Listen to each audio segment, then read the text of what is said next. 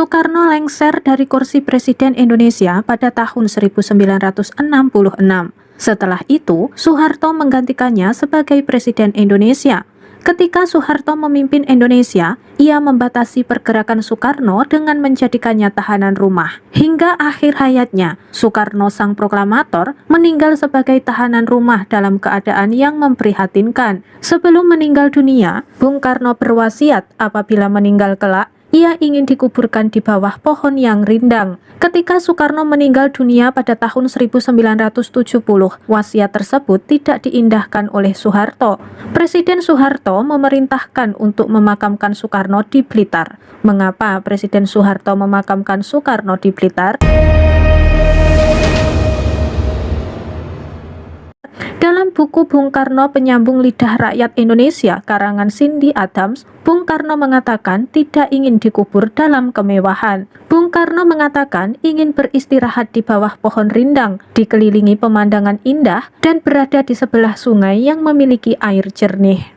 Bapak proklamator Indonesia itu hanya ingin keindahan negara yang dicintai dan kesederhanaan sebagaimana ia hadir. Ia berharap dimakamkan di tempat yang dingin, pegunungan daerah Priangan yang subur, di mana Bung Karno pertama kali bertemu dengan petani bernama Marhain.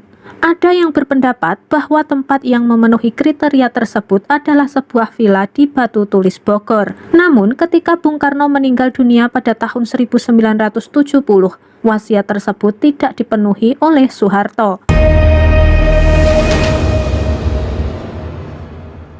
Presiden Soeharto saat itu memutuskan memakamkan Bung Karno dengan cara kenegaraan di Blitar.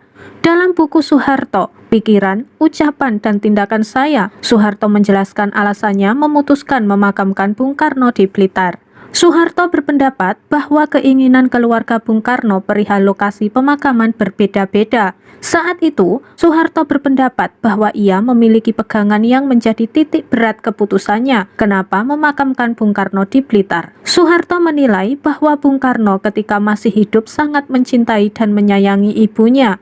Bung Karno sangat menghormati ibunya, bahkan ketika akan melakukan apapun, ia selalu sungkem dan meminta doa restu kepada ibunya.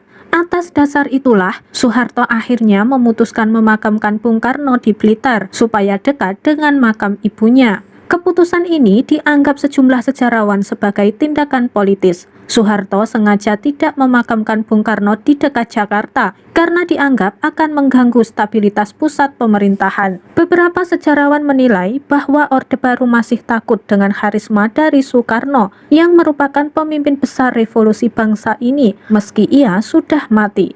Itulah alasan mengapa Soekarno dimakamkan di Blitar.